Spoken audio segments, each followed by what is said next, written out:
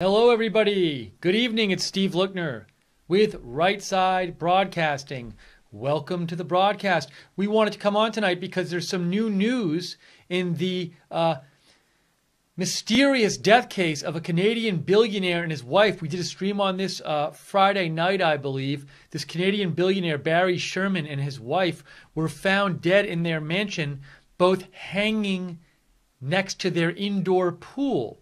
Well, new news today from the Toronto police. They say the Homicide unit is taking over the investigation. The Homicide unit is taking over the investigation. That would seem to suggest one of two things. Either they think this was a murder-suicide, or they think this was a double murder. So we want to talk a little more, give you these new details about this case, and see what you think is going on in this case. Let me just make sure you can hear me. Either they... Sounds like the sound is good. So thank you for joining us. By the way, a notification, of course, YouTube failed to send a notification out for this. So if you know anyone who usually watches Right Side, they might not know we're on the air because a notification never got sent out. So feel free to give them a shout and let them know we're talking about this right now. And thank you to all the moderators. JC is moderating right now. So JC, you're in control. But let's talk about this. All right, so... as I mentioned, the couple is Barry Sherman and Honey Sherman. He founded the Canadian generic drug company Apotex. I think it's called pronounced Apotex, and they manufacture a lot of generic drugs. Really big company. He founded it. It's grown to this huge company, and he's one of Canada's wealthiest men. And again, they were found in their Toronto mansion Friday, hanging next to the indoor pool. Now, let me show you the statement that came out that was released by the Toronto police today. This is the Toronto Police Service news release that came out today. Investigation into two suspicious deaths, 50 Old Colony Road, victims identified, causes of death released. So let's look at the announcement. It says at 11:44 a.m. on Friday, December 15th, 2017, police responded to a 911 call to 50 Old Colony Road. Police officers attended the address and located a man and a woman inside the house. Both were deceased. The deceased man has been identified as Barry Sherman, 75. The deceased woman has been identified as Honey Sherman, his wife, 70. Post-mortem examinations were carried out yesterday and today. The cause of death for both deceased was ligature neck compression. So that means, as far as I understand it, that can mean strangulation or hanging. Those both count as ligature neck compression. I had looked up the word ligature before. I think a ligature is when you cut off like a blood vessel or something. Ligature. Definition, something that is used to bind. So binding neck compression is the cause of death for both people, but that could be hanging. It could be strangulation. Toronto Police Service Homicide has taken the lead in this suspicious death investigation. Homicide unit has taken over. So it seems that they must think one of two things is the case. Either this was a murder-suicide or a double or a double murder. Murder-suicide or double murder. They're not saying which it was. Now, they had said earlier on Friday that they weren't doing a wide search for suspects, which would suggest they don't think the suspect's running out there around somewhere. That would suggest that maybe they think it's a murder-suicide. But we wanted to talk about this a little bit here. And I'm going to get your comments in a couple minutes. So if you have any comments on this, write to me at Lookner on Twitter, @Lookner on Twitter. Let me know, what do you think happened in this case? It'd be now, if it is a murder-suicide, that's obviously kind of odd, just because this is this married couple. They've been together for a long time. They were building a new house. They were planning their daughter's wedding. They have 4 children. So it would seem a bit odd that one of them would kill the other. But that's always odd anyway. But especially, given that they were building a new house and they had 4 kids and they were planning the daughter's wedding. So also, it's the people they know seem surprised by this accusation that it might be a murder-suicide. I want to show you some comments about that.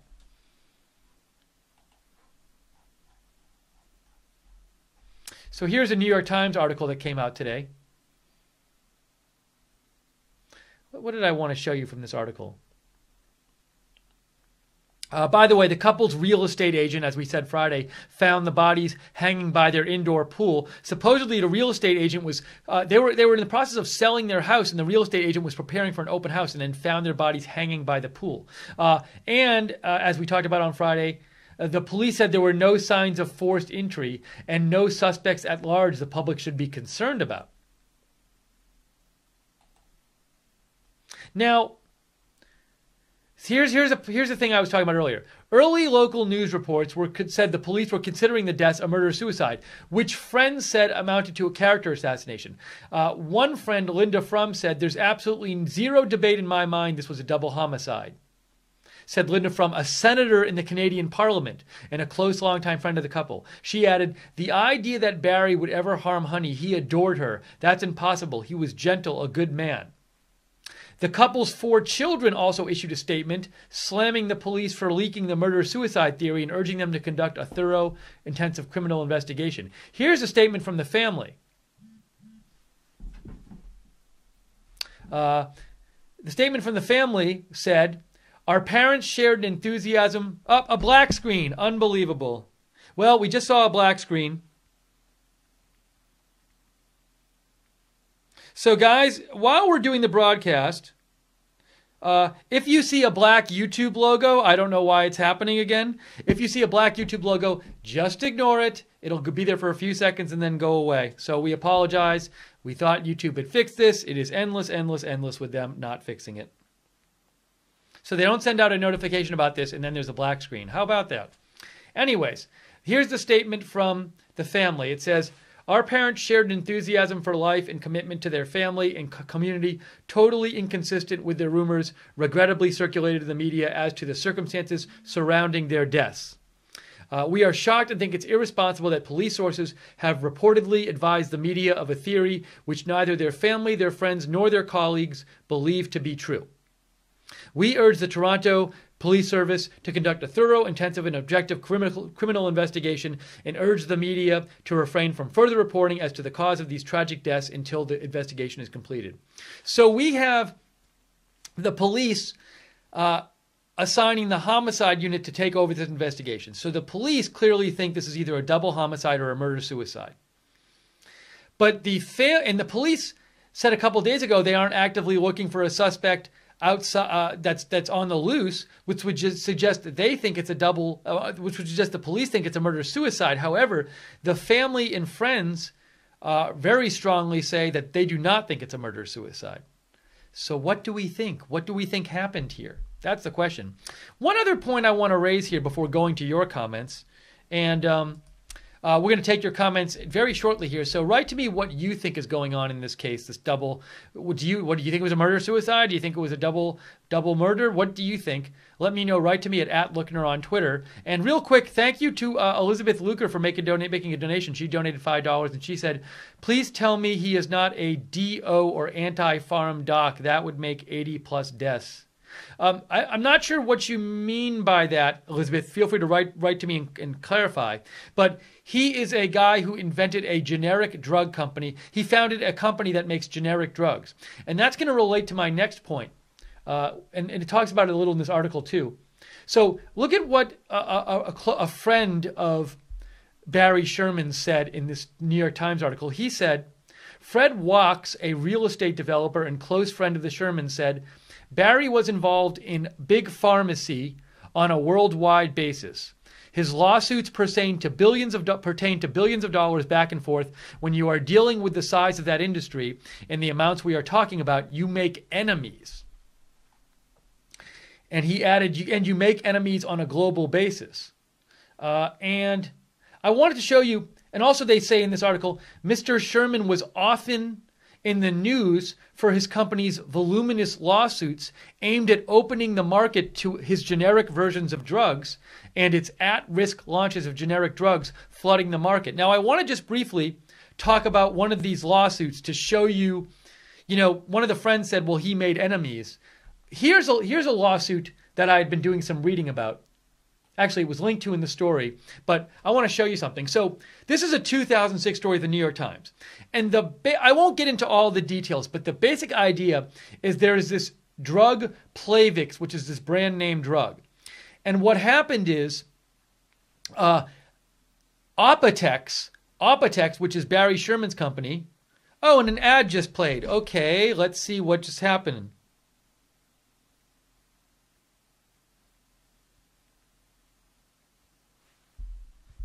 So I'm sorry, on my feed, I'm watching here on the side, an ad just came on, but we didn't push that ad on you. So YouTube is doing this thing where they mess up our broadcasts again. Great to know.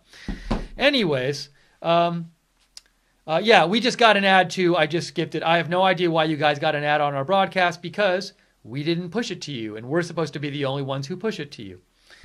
Again, it's been months of this from YouTube, this nonstop nonsense. But let me continue here.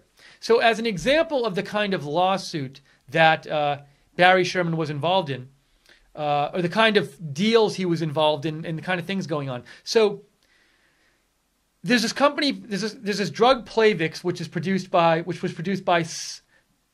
brand name marketers Sanofi, Aventis, and Bristol Myers Squibb. So big time drug producers. And then Barry Sherman's company came up with this generic drug. And then they negotiated this deal with the makers of Plavix by which they would come out with it. Plavix would let them come out with it like in a certain amount of time. But it was sort of like there was this patent litigation. I don't know all the ins and outs of it. But basically, if you're making a brand name drug, you don't want the generic drug to come out because that hurts your business. So they made this negotiation. And then what happened though is they reached some deal. They reached a deal, an agreement on when Barry Sherman's company could come out with this generic version of Plavix. However, what happened is is it the FDA? Is that what happened? Let's see here if I can get you the exact. I think it's the FDA. The government basically said we're not going to agree on the deal. We're not going to allow the deal. And when the government said we're not going to allow the deal, then what happened is Barry Sherman's company, Apotex, took advantage of this and flooded the market with their generic drug. I want to show you this. I think it's in here. Where does it talk about here? And it just sort of shows you how they could have made an enemy. So hang on here. Generic drug maker. So the generic drug maker Apotex yesterday began shipping a cheaper form of Plavix, the anti-clotting agent. That's one of the world's best-selling drugs. Let's see. Keep going. Blah, blah, blah, blah, blah. So the government, what happened is the government rejected a deal between Apotex and the people who make Plavix, and that gave Barry Sherman an opportunity to flood the market with his drug, and I want to show you some stuff about that. So the big companies, where does it say here? Despite the government's rejection of the deal, some terms of that agreement remain in effect, and they hold. So the companies must wait 5 business days before seeking a federal injunction against Apotex's shipments. So Apotex had this negotiation with these companies that make Plavix. And they got in the negotiation, they got those companies to agree to this term that that they would have to wait 5 business days before seeking a federal injunction against Apotex's shipments. And I guess they weren't worried about that, the companies, because they thought that the government would approve the deal. But the government didn't approve the deal. And right as they didn't approve it, Barry Sherman's company flooded the market, I guess, for the next 5 days with their drug. And I want to show you the thing about this. Where does it say it?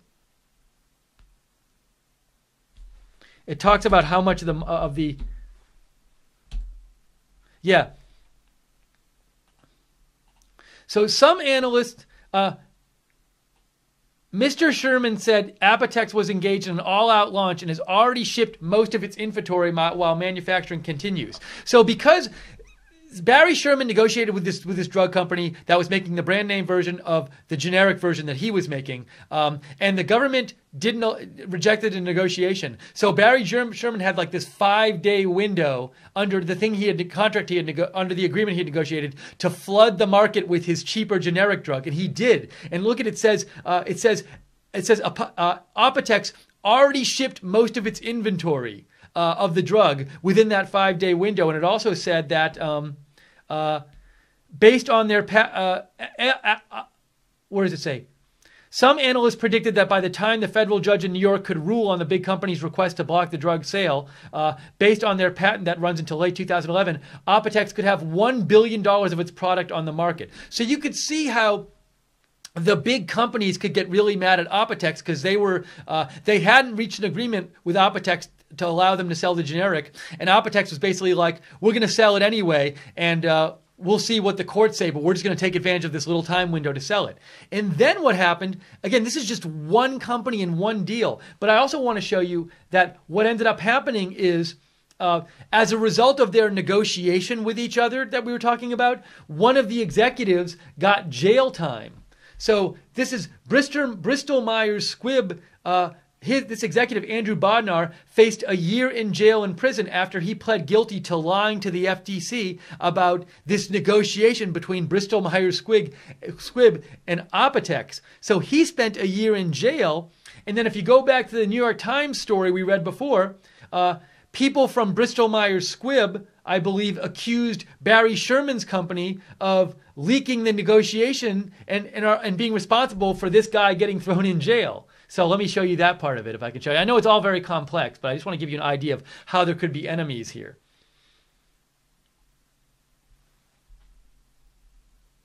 Where does it say it here?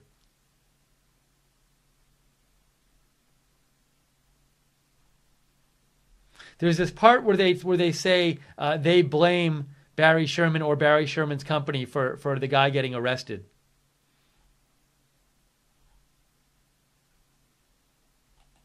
Well, I might not be able to find it. Let's see. Oh, here we go. In the transcripts of the discussions that have taken place before the judge during the past week, a lawyer for Bristol Myers accused Apotex of generating the criminal investigation and thereby sabotaging the deal by providing false information to the federal government. So basically, it's Bristol Myers Squibb lost a lot of money because Apotex flooded the market for a short period of time with its generic version of their drug. They blame they blame Barry Sherman. Barry Sherman negotiated the deal, so they blame Barry Sherman for like tricking them into allowing this to happen, and they also, in theory, could blame Barry Sherman for getting their executive thrown in jail because he was thrown in jail as a result of the criminal investigation, which Bristol Myers blames Barry Sherman for. So the bottom line is this. That was very complex and it took a long time and we didn't even get to the details. But what I wanted to show you is that was just one deal and one drug, one generic drug that Barry Sherman's company came out with. And you can see that the companies that produced the brand name version of the drug would obviously not be pleased with Barry Sherman coming out with this drug and flooding the market with it before they had reached some sort of agreement and while the patent litigation was still going. That's called an at-risk drug release, when a generic company releases a drug on the market and they don't know if they're going to like win or lose the patent litigation. So they're mad at him for that, and they're also, and you could imagine this guy, I'm sure, doesn't like Barry Sherman because his negotiation with Barry Sherman ended up with him getting thrown in jail. So, it's like, I'm guessing he doesn't like Barry Sherman because we saw in the other article that Bristol Myers Squibb blames Barry Sherman for the criminal investigation even getting started. So anyways, my point is, if you're a person coming out with generic drugs, as Barry Sherman's friend said in the New York Times article, if you're running a company that comes out with generic drugs where the generic drugs undercut the prices of huge drug companies and there's like billions of dollars at stake, you could imagine making enemies, and that's what Barry Sherman's friend said. He said, here we go, just to go over this again. A close friend of the Shermans, Fred Walk, said, Barry was involved in big pharmacy on a worldwide basis. His lawsuits pertain to billions of dollars back and forth. When you are dealing with the size of that industry and the amounts we are talking about, you make enemies. So, look, I'm not saying it was a double murder. I'm just saying this is someone who made generic drugs that do undercut and take lots of money away from big drug companies. So who knows if this had anything to do with it? I don't know. All right. Sorry that took so long, but trust me in that my explanation of that whole story was very short compared to the amount of detail I could have gone into. But that would be a whole other stream. All right, enough of me talking. So what do you guys think about this story? So we have Barry Sherman and his wife found dead. They both died by some either strangulation, hanging, some kind of cutting off of the air by pressure on the neck. The homicide unit is investigating it, so they think it's either a murder-suicide or a double murder. What do you think? Write to me on Twitter. Let me know, @Lookner. I want to hear what you think about all of this, what your theories are. And thank you, Elizabeth Luker made another donation. She said, well then, this is a closed case. You don't mess with big pharma. That's what Elizabeth Luker thinks. Thank you, Elizabeth, for the donation. We are viewer supported, so if you want to support Right Side Broadcasting, if you like that we're covering the story with our second stream, if you like that we're covering it and you want to support us, we are viewer supported. Your donations keep us on the air. You can donate by going to the bottom of the YouTube chat and clicking on the little $ at the bottom of the YouTube chat, or go to rsbn.tv/donate, rsbn.tv/donate. And if you want to read more about that whole thing I was talking about, just Google Apotex, Apotex, Bristol Myers Squibb, and Plavix, and you can read lots of stories about it. JC says, Steve, I think the S is hitting the fan, and people are going to start taking the easy way out, straight to hell or murder. JC, I'm not sure exactly what you mean by that statement. Feel free to clarify. It's not entirely clear. I could interpret that different ways, JC. But JC, thanks to you for moderating in the chat room tonight. Much appreciated.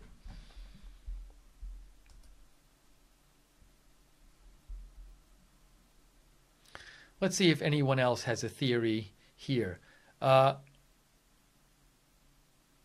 Reagan. Now another whole theory about this is that some of the family could be upset, because something we talked about on the live stream on Friday is that 4 of Barry Sherman's cousins sued Barry Sherman, saying they should be each awarded 5% of his giant drug company, because basically Barry Sherman, he originally bought a company he took over a company that his uncle ran, and then when his uncle died, Barry Sherman took it over, and the uncle's kids say that Barry Sherman used the money from the uncle's company to start his big company. This lawsuit against Barry Sherman was rejected by a judge in Canada in September. But there seems like there was some tension between the cousins and Barry Sherman. Does that have anything to do with this? Who knows? And that's the thing. Reagan Better just reminded me about this. If you want to read more about this story, what you can do, Reagan Better sent me a link to it. So you can Google this and read this link. Lawsuit seeking piece of Toronto billionaire Barry Sherman's fortune. Wishful thinking, judge rules. That was the lawsuit by the cousins, and the judge dismissed it in September. But clearly the cousins have a beef with Barry Sherman because they think they should own combined 20% of his company.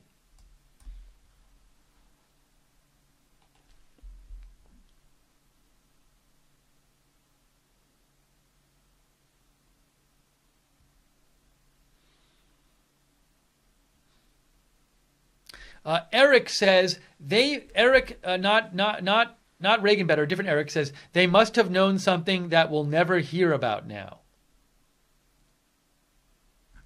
Doug Neipel says the murder of the Canadian couple reminds me of the BTK killer. I sure hope they find out what happened to these folks. I don't know if I know about the BTK killer, or if I ever did and I forgot.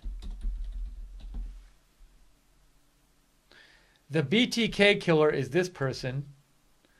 He killed 10 people in Kansas between 1974 and the BTK Strangler.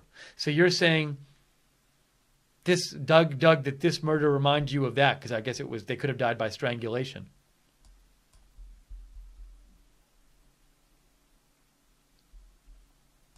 Thomas Lee says, this is a story to keep both eyes on. Gonna be a shocker, I've a feeling.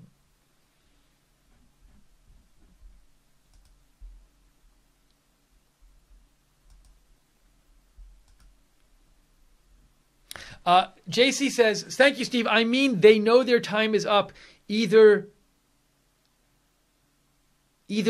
defamation or life in prison, so they will choose death rather than facing the consequences. Jail, either jail, defamation, and or life in prison. So do you think that one or both of them thought they did something wrong, and this is how they ended? You think it was a suicide or a murder? You think it was a murder-suicide, JC, because you think something was going bad for one of these people, or there was some kind of bad thing happening that they didn't want to, that they were worried that was going to get revealed or something, JC? It sounds like that's your theory.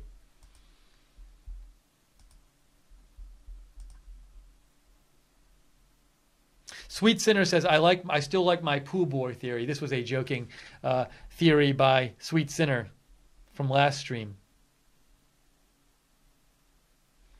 I Dan the man in the chat room says they had to have a security system. The thing is, they could have had a security system on the outside of their house, but not had a security system that shot video in their indoor pool. You could see that.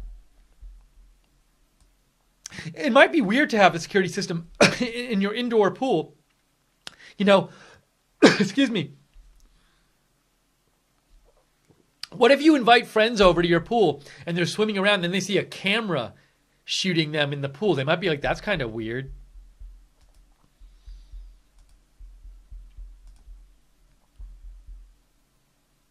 So, it's sort of weird either way. It's weird to me. I guess the two options are double. Well, now it's double suicide was really weird. Murder-suicide's odd just because if the friends and the family and the coworkers are just like, whoa, like this guy would never do that to her. It sounds a little weird that he would do it if no one suspected him as this kind of person. Also, it's just odd that a guy, I'm assuming it wouldn't be her. I'm assuming it would be him who did it. It's odd that a guy with all this money and 4 kids and building a new house would just do this. And again, no one had a clue. But it also seems a little odd that somebody would walk in there and murder the both of them, and the cops are sort of cavalier about it in the sense of the cops don't seem to think that cops aren't really too worried about finding a suspect, and they've been giving off signals that they don't think that there's a suspect running around. So I would guess that if it was a double murder, it would have had to be somebody with access to the house, because there was no signs of forced entry.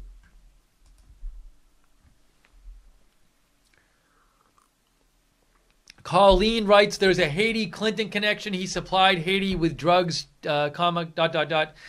children. So I'm not going to get into all the Haiti stuff now, but I know some people have different theories on it. We saw that I think Apotex had participated in some sort of initiative that the Clinton Foundation was involved with, involving their drugs going to people, but I don't really know much more than that. Feel free to discuss that amongst yourselves. But that would maybe take us down a whole different road. But your point is noted. There are some people out there who think this is somehow related to the Clintons or the Clinton Foundation. I've heard no evidence suggesting that, but I am aware that some of you say that.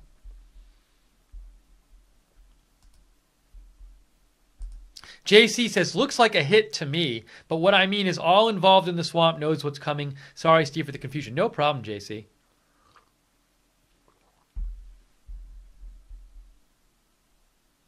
Cyberzoni says she wanted to take him to the divorce court and take him to the cleaners. I have not heard that at all reported. I have not heard that they were an unhappy couple or anything like that.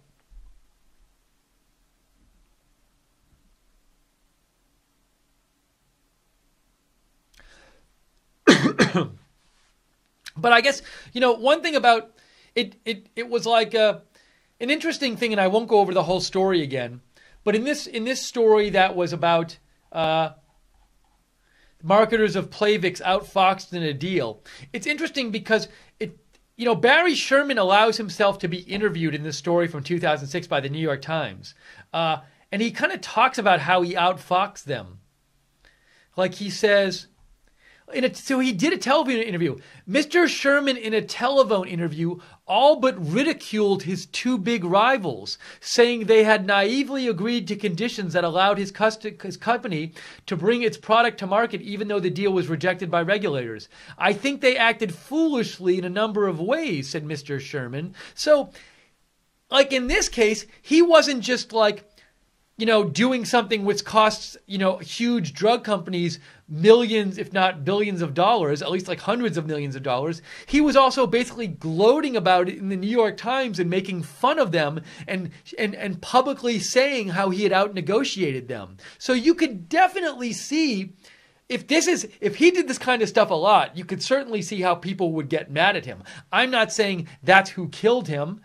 I have no idea. I'm just saying that I was surprised when I read this article from 2006, and I was like, whoa, he's like giving an interview to the New York Times where he's basically saying, I outfoxed these people, they're idiots, and just saying, and putting his name on the record and allowing himself to be quoted about this right after it happened. So I just found that interesting. Anyways, I'm not familiar with his whole career, but that I found interesting.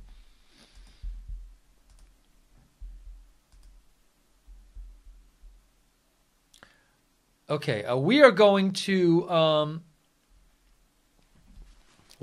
wrap this up in a little bit. So if you have any more comments you want to get in or theories about what happened and what happened with my tie keeps coming apart. If you have any theory about what happened with Barry Sherman and his wife, what you think happened, give me a shout on Twitter at Lookner at Lookner. Let me know.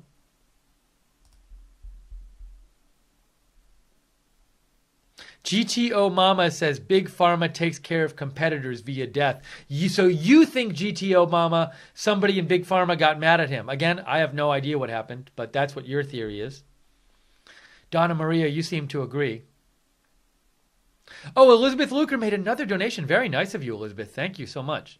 Elizabeth says, Steve, look into the mysterious deaths of osteopathic docs and MDs that are now having their patients use holistic methods instead of prescription drugs, getting murdered. 80-plus doctors from all over in the last couple of years. That is from Elizabeth Luker. Elizabeth, thank you for your donation.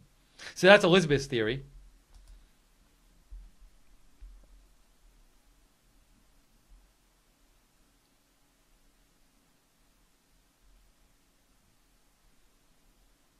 Galaxy Skipper wrote, wake up, people. This is a game played by the big boys.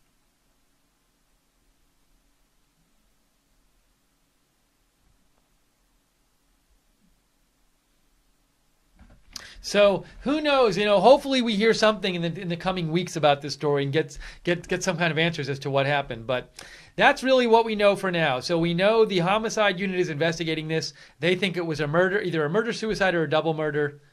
The friends and family do not think it was a murder-suicide. So we'll just have to see what happens. All right, we're going to wrap up this stream now, but appreciate all of you guys watching and all of your thoughts on this case. It's certainly an interesting case. Thank you, Elizabeth Luker, for your donations. We are viewer supported, so if you want to support Right Side and keep us on the air, go to the bottom of the YouTube chat and click on the $ at the bottom of the YouTube chat, or go to rsbn.tv/donate, rsbn.tv/donate. There was another donation. Somebody else donated too, and I can't remember who it was, but we do appreciate it. You can follow me on Twitter. If I hear anything more about this story when we're off the air, I will post it on my Twitter account at Lookner. Follow Right Side on Twitter at RSB Network. And subscribe to us on YouTube, so you know when we're coming on the air with these breaking news videos, when YouTube sends out the notifications, which they apparently didn't send it out to many people for this broadcast. I never got a notification for this, even though I'm subscribed. That's not good.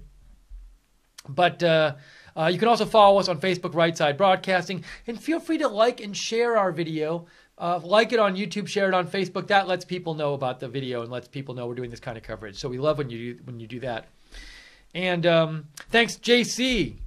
JC, it was all you, all alone as the moderator tonight. I think you were the only one. So thank you, JC. And thanks to Common Sense and Glenn O on the website, moderating the chat there too. Okay, thank you for people saying thanks. Light Switch, thanks. I, Dan the Man, Alan Matz, Donna Maria. What else here? Frank Barrett. Alan Matz says, I doubt they will tell us the truth about it.